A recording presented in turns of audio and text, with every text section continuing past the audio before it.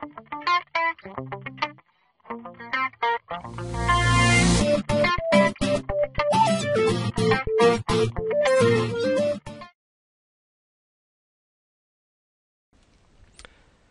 back again with Biology 160, Introduction to Anatomy and Physiology.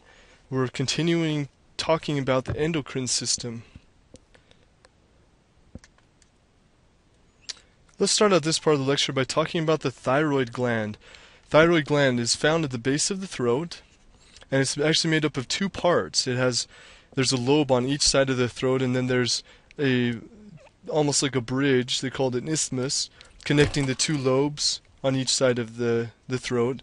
And there's two main hormones that are produced there. First one is the thyroid hormone, which is easy to remember since we're talking about the thyroid gland. The other one is calcitonin, and the name calcitonin sounds a little bit like calcium, and that is the job of calcitonin. So it is regulating calcium in the blood, calcium levels. Thyroid hormone, many people are familiar with the thyroid hormone. Let's talk about that as I show you this picture here of where the thyroid is located. The thyroid hormone is commonly called the metabolic hormone because it has a lot to do, or it controls the metabolism in our body. And often people will blame the thyroid gland, either saying they have an overactive thyroid gland and so they're really skinny, or that they have a thyroid gland that's not working very quickly. They have a low metabolism, a slow metabolism, and they may blame obesity or overweight, their weight on the metabolism that they have. Here in this picture here you can see, here's one lobe of the thyroid gland over here, here's the other lobe, and there's the little connection across. It's a relatively large organ, especially as endocrine organs go. It's pretty large organ. Notice the blood supply. So just as with all endocrine organs, they're releasing their hormones. Their endocrine they are endocrine glands, meaning that they are ductless, so they're dumping their hormones straight into the blood supply. So all of these endocrine organs are going to have a very big blood supply. Here's the aorta coming straight up from the heart, and you can see it's branching off, going right up to the thyroid gland, and getting those hormones from the thyroid gland. So let's talk a little bit about the thyroid hormone. There's two main types of thyroid hormone. There's what's called T4 and T3. One of the main things about the thyroid hormone is that the thyroid hormone requires iodine in order to work, in order to build a functional hormone. You have to have iodine. And the difference between T4, which is also known as thyroxine, and T3, which is triiodithyronine, is the number of iodine molecules in that hormone. So T3 has 3 iodine molecules associated with the hormone, T4 has 4. And the thyroid gland, there's what are called follicles in the thyroid gland, and this is where this T4 is being secreted. Remember, in our previous lecture we talked about TSH, thyroid stimulating hormone. If you remember, this came from the anterior pituitary gland, a hormone produced by the anterior pituitary gland, and it stimulates the thyroid gland to produce, mainly producing T4, and that's being released out into the blood. And T3 is a very similar molecule made by two thyroxine amino acids attached together with the iodine to make it functional. And cells, when it gets to the cells, the target tissues, they can actually convert T4 to T3. So the thyroid gland is going to be mainly making that T4. But iodine is very important. Without that iodine, this hormone is not going to work correctly. You may have noticed before that if you go to buy salt at the store, you can't really buy salt that is not iodized. So they add iodine to salt because it's such an important molecule, important atom to have for our thyroid hormone to be produced correctly. And so we add it to our salt. And so in the United States, we don't ever really have problems with not getting enough iodine in our food. There are some places where they, of course, do not iodize their salt, and so they still have things that are called goiters. And you can see here this young boy here has this bulge in his throat. We call that a goiter. and that is caused by not getting enough iodine in the diet. Anyone that eats seafood, seafood is high in iodine. It has iodine in it, and so if you eat seafood, especially countries that live near the coast, places like Japan, where you eat a lot of seafood, they wouldn't have to iodize their salt because they're getting this iodine from other places. But places that aren't next to the ocean, they're going to need to get iodine some other way. And what's going on here is that thyroid hormone is used by all the cells in our body to stimulate their metabolism. And because of that, the anterior pituitary is constantly sending this TSH into the bloodstream to signal the thyroid gland to release the T4.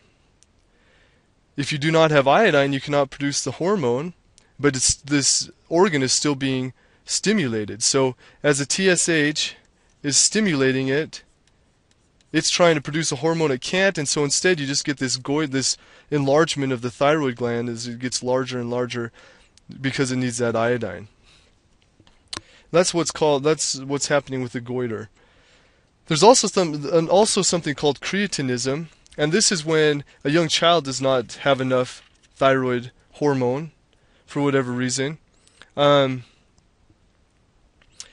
what happens is because as a child is growing, metabolism is going to be very important. If he doesn't have this thyroid hormone, this is going to stunt his growth, and also it's going to cause mental retardation if it's really bad. And so basically the child is not able to develop as he should because of the lack of this hormone. So this is very important in children. And again, that disorder is called cretinism. Sorry, I added an extra. Shouldn't have that A. Cretinism. So the individual is going to be short, dry skin, a lot of things that come along with that. As an adult, it's not as big a deal. It doesn't lead to mental retardation. There's something called mixed edema that happens in adults, but very different than cretinism because you've already developed and grown. Your brain is developed. It's not going to cause mental retardation, but it is going to affect how you feel. You're going to feel tired, not going to be able to do things. You're going to have poor muscle tone. You may have a low body temperature. A lot of things that come along with this, including, as we mentioned, the weight. So it is actually a valid excuse for being overweight if your thyroid gland is not working as it should. So those are things that are happening if your thyroid gland is not producing enough thyroid hormone. You can also be producing too much thyroid hormone, hyperthyroidism. So hyper meaning too much or a lot. And in this case, what you're going to get is something called Graves' disease.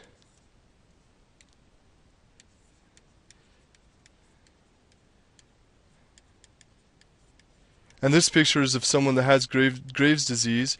One of the interesting side effects of Graves' disease are these protruding eyeballs. So there's a difference between having bulging eyeballs and having protruding eyeballs. So some people genetically just have eyeballs that bulge a little bit, but if they protrude too far, then that becomes a problem. And normally when you're just looking normally, you're not going to, and you can do this, you can look in the mirror, your eyelids are going to come basically to the edge of the irises. You're not going to be able to see any white above or below the eyeball unless you purposely open your eyes really wide. Somebody that has Graves' disease, as in this case here, you're going to be able to see the white of the eyes. And if they protrude too far, the person's not going to be able to close their eyelids and cover their eyeball. So when they're sleeping, for example, when their eyelids close, it's not going to cover their eyeball totally. And there can be a lot of problems, of course, that would come with that as you're leaving your eyeballs exposed. There's going to be dryness. You may get tearing of the cornea. In severe cases, this could eventually lead to blindness. So this is a pretty major concern. Graves' disease isn't the only thing that causes this, but there are a number of other things that can cause protruding eyeballs, but this is one of the main ones here. So if you ever see that, that may be due to hyperthyroidism.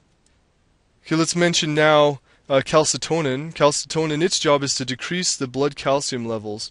And the way it does that is when calcitonin is released from the thyroid gland, that signals the bones to start to lay take the calcium out of the blood and put it into the bone to reduce the calcium levels. Calcium levels are very important. We'll talk about calcium levels later in this class, but our blood has to have a certain level of calcium in it. If it gets too high or too low, that's going to cause a lot of problems. Calcitonin and then also PTH, parathyroid hormone, are the ones that are going to work together in order to keep that blood calcium level at where it should be. Parathyroid hormone is actually the more important of the two, the one that is more actively controlling the calcium levels, but calcitonin is also important as well. And the way that calcitonin works is a nice negative feedback mechanism that we've already talked about before. So what will happen is that the thyroid gland will notice that there's an imbalance in the amount of calcium in the blood. So you're going to have too much calcium in the blood, and so immediately that's going to signal the thyroid gland and say, well, we need to reduce the calcium level. It's going to start releasing calcitonin. Calcitonin is going to stimulate the cells in the bone, which we've already talked about, the osteoblasts, and they're going to take that calcium out of the blood, put it down in the bone, so it's no longer flowing around in the blood, and then that's going to bring the calcium levels back to where they should be. There's maintaining homeostasis. There's also something called the parathyroid gland, which produces the parathyroid hormone, and it works in kind of opposite to the calcitonin, and we abbreviate this PTH, parathyroid hormone. The parathyroid glands are found near the thyroid gland, and they're these little bits of tissue around the thyroid gland. And usually there's 4, but there doesn't just have to be 4. There can be more, and they don't just have to be around the thyroid gland. Parathyroid gland is pretty interesting because it doesn't matter where it is in the body. As long as you have some in your body, then it can produce the hormone, the parathyroid hormone, and get it to where it needs to be in the body. It used to be a problem in the olden days when they would do surgeries. They'd take out the thyroid gland, remove the parathyroid hormone as well, and because it's not releasing its hormone to increase the calcium levels in the blood, the people would even end up dying. And they realized that even if they just left a little piece of that parathyroid gland in there, then it'd be good. But another interesting thing that I've heard, and I don't know this firsthand, but from surgeons I've heard that the parathyroid gland is very hard to find when you're doing surgery. So it's a pretty inconspicuous little piece of tissue, and you can actively look for it, and it may take a while before you are able to find that parathyroid gland. And again, it's not always in the places that you expect. So they look around the thyroid gland, but it can be found in other places around the body for whatever reason, kind of migrating around or something like that. But it's a very important gland because it produces a very important hormone that is going to help us regulate the amount of calcium in the blood. So if our calcium levels start to fall, parathyroid hormone comes to the parathyroid gland comes to the rescue, produces PTH, which is released out into the blood, and that signals the bone, and particularly the osteoclasts, which are the bone degrading cells, to start breaking down the bone, which is going to release calcium in the blood. We get back to where we need to be, about 9 to 11 milligrams per 100 milliliters, and we're good to go. So these two hormones work in conjunction with each other, negative feedback system, in order to maintain the levels of calcium that we need in our blood. So that's a little bit about the thyroid hormone, the parathyroid hormone. In the next part, we're going to look at some more important hormones that are produced in our body.